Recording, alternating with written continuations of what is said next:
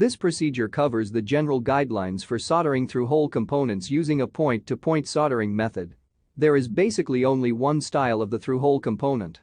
Whether there are a few leads or many, or whether the component is large or small, the soldering principles are the same.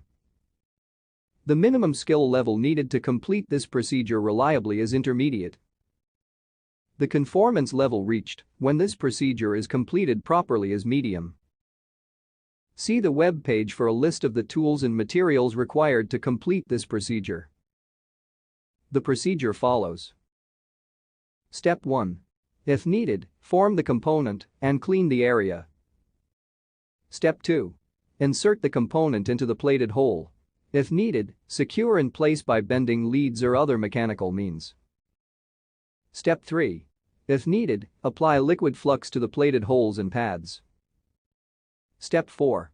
Place the soldering iron tip at the junction between the pad and component lead. Apply a small amount of solder at the junction of the soldering iron tip and lead to make a solder bridge.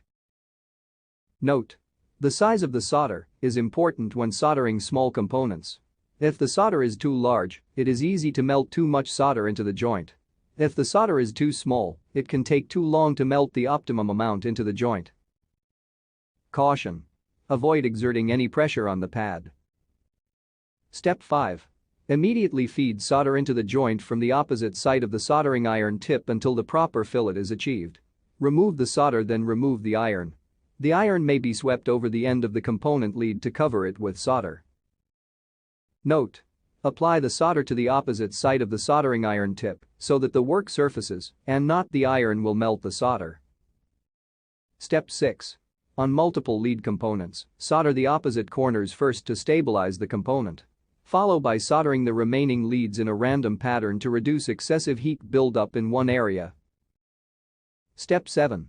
Clean the flux residue, if required, and inspect.